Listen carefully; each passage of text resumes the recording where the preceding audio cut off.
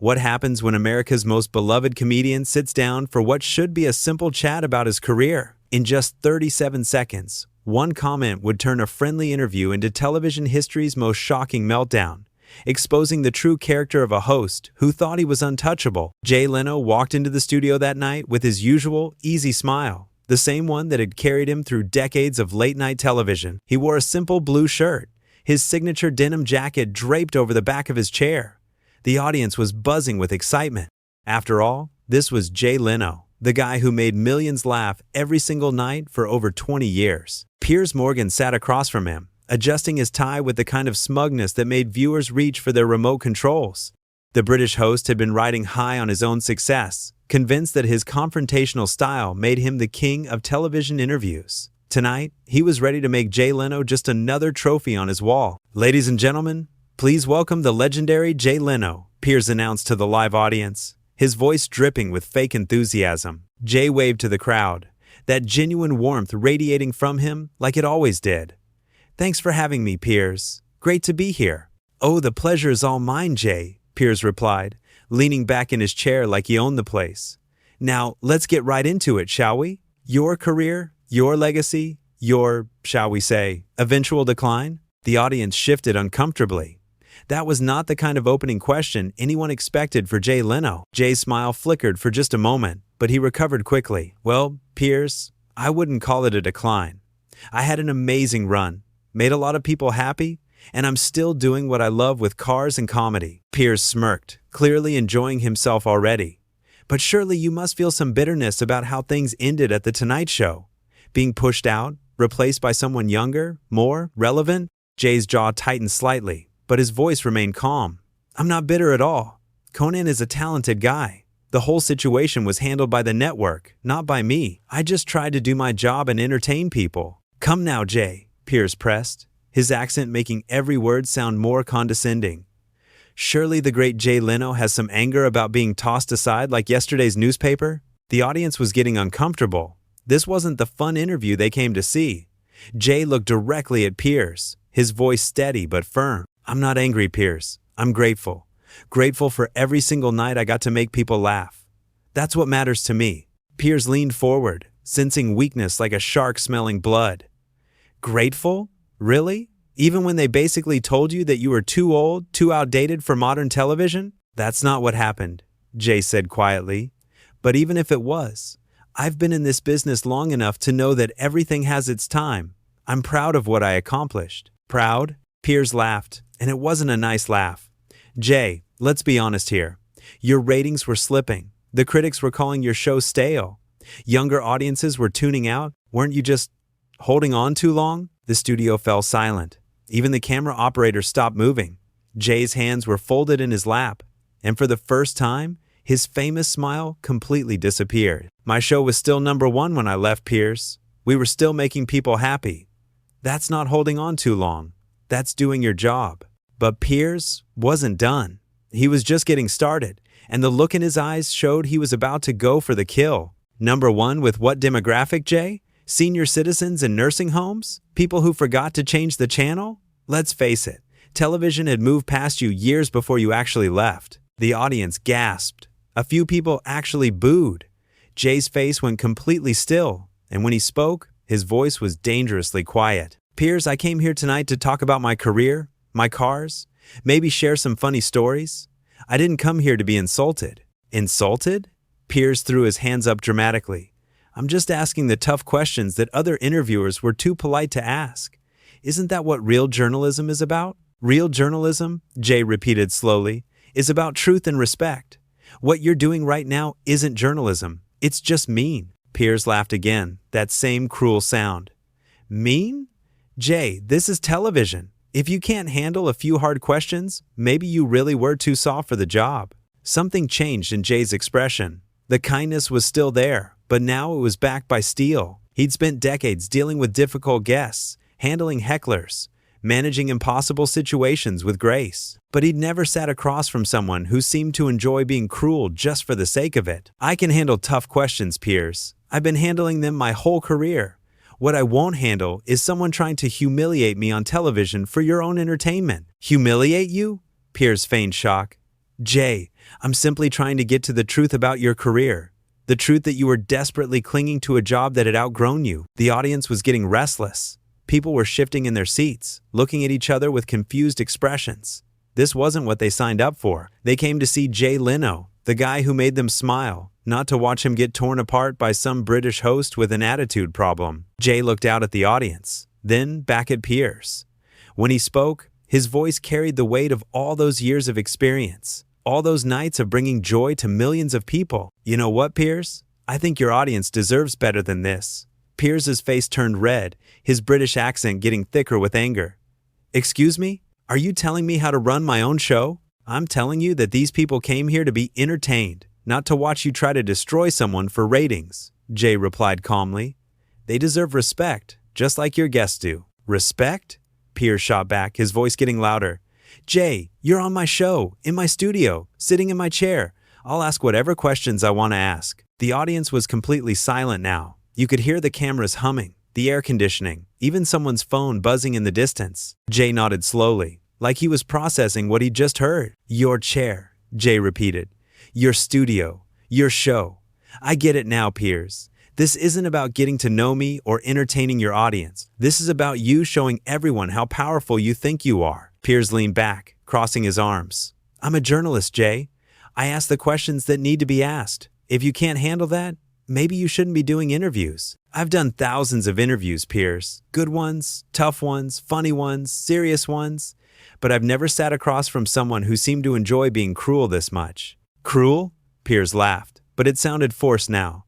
"Jay, asking about your career failures isn't cruel. It's honest." "My career failures?" Jay's eyebrows went up. "Piers, I hosted The Tonight Show for 22 years. I made people laugh every single night. I helped launch careers, supported charities, brought families together around their television sets. If that's failure, then I'll take it." The audience started clapping, not everyone, but enough that you could hear it building.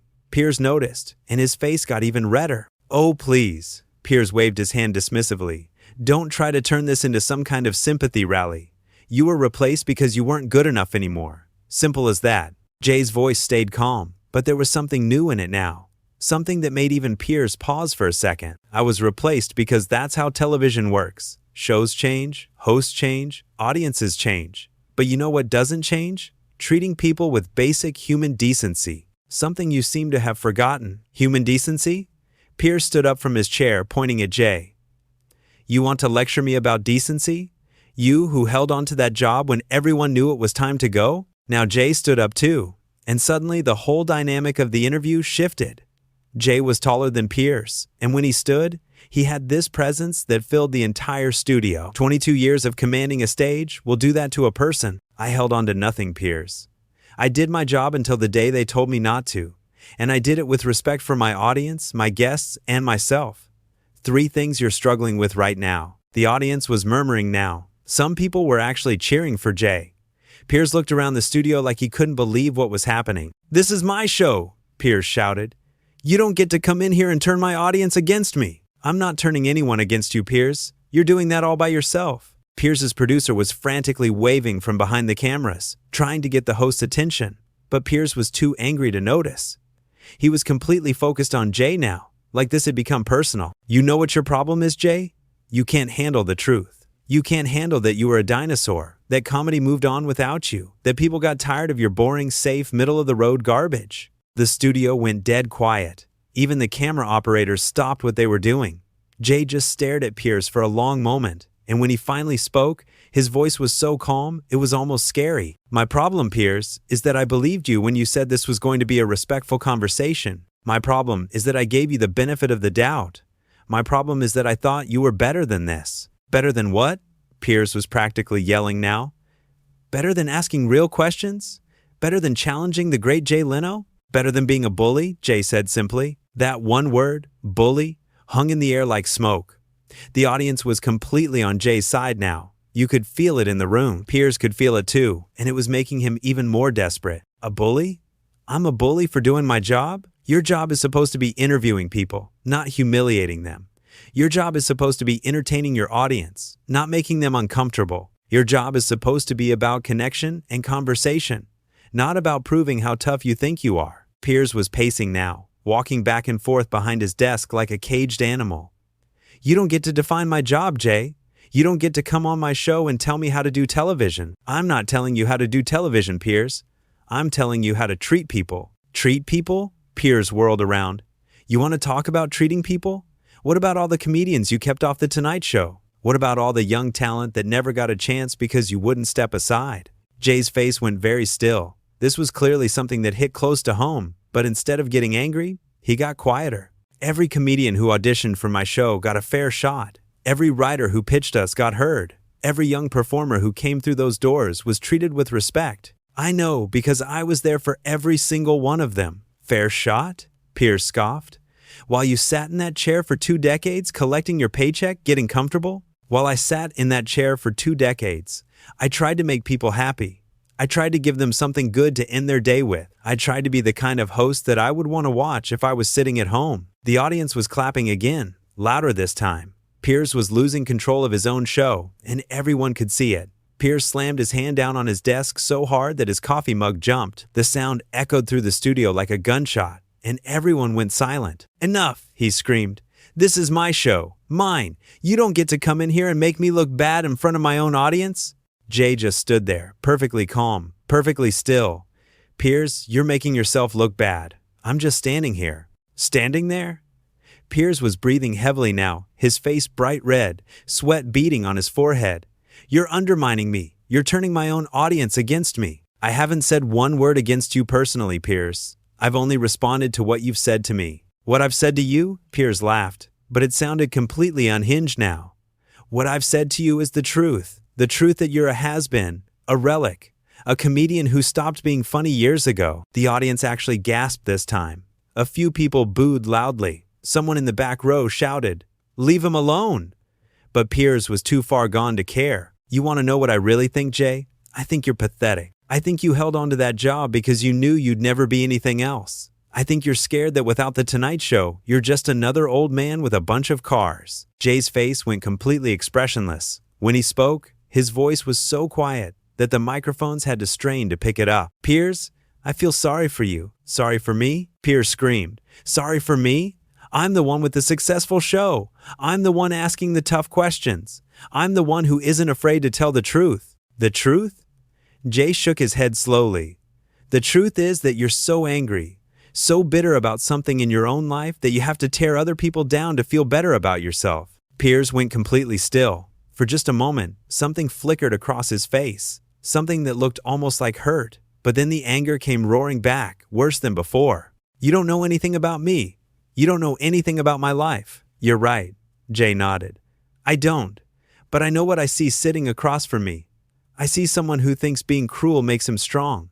Someone who thinks humiliating guests makes him a good interviewer. Someone who has forgotten that there are real people behind the cameras." "Real people?" Piers was practically foaming at the mouth now. "You want to talk about real people? Real people got tired of your boring, predictable, safe comedy years ago. Real people wanted something new. Something fresh, something that wasn't you." Jay looked out at the audience. They were all staring at him with expressions of support, of sympathy, of genuine affection. When he looked back at Piers, there was something like pity in his eyes. "These are real people, Piers, right here in your audience. Look at them. Really look at them. Do you think they're enjoying this? Do you think this is what they came here to see?" Piers glanced at the audience and saw faces full of disappointment, anger, and disgust, all directed at him. His own audience, in his own studio, looking at him like he was the villain. "They don't understand," he shouted. "They don't understand what real television is.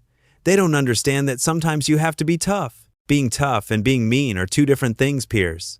Being a good interviewer and being a bully are 2 different things. Asking hard questions and trying to destroy someone are 2 different things." Piers was shaking now, literally shaking with rage. "You think you're so much better than me, don't you? You think because America loved you, because you made people laugh, that makes you better than everyone else?" "I don't think I'm better than anyone, Piers, but I know I would never treat a guest the way you've treated me tonight." "The way I've treated you?" Piers's voice cracked. "I've given you a platform. I've given you airtime. I've given you a chance to defend your pathetic legacy." Jay picked up his microphone from the chair and carefully unclipped it from his shirt. The studio was so quiet you could hear every little sound as he set it down on the table. "My legacy doesn't need defending, Piers. Not from you, not from anyone.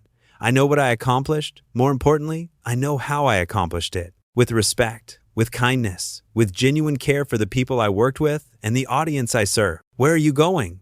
Piers demanded as Jay started walking toward the edge of the stage. You can't just leave. This is live television. You have a commitment. Jay turned back, and for the first time all night, he smiled that famous smile. But now it wasn't just warm. It was sad, too. My commitment was to come here and have a conversation with you, Piers. But you don't want a conversation. You want a victim, and I'm not going to be that for you. You're making a huge mistake, Piers screamed after him. Walking out on me, on my show, this will follow you forever. Jay stopped at the very edge of the stage and looked back one more time. The audience was completely silent, hanging on every word. You know what will follow me forever, Piers? 22 years of making people happy. 22 years of treating my guests with respect. 22 years of ending each show by thanking my audience and meaning it. That's what will follow me forever. Piers stood there, breathing heavily, his hair messed up, his tie crooked, sweat staining his shirt. He looked around at his audience, at his crew, at the camera still rolling. Everyone was staring at him, but not with admiration or respect. They were staring at him like they'd just watched something ugly and unnecessary. This is still my show, he yelled to Jay's retreating figure. This is still my studio. You can't just walk away. But Jay was already gone, disappearing into the wings of the theater, leaving behind only the echo of his words and an audience that had just witnessed something they would never forget. Piers stood alone on his stage, in his studio, with his camera still rolling and his audience staring at him in complete silence. He had gotten exactly what he wanted. He had pushed Jay Leno, one of the most beloved figures in American entertainment, to his breaking point. And in doing so, he had revealed exactly who he really was.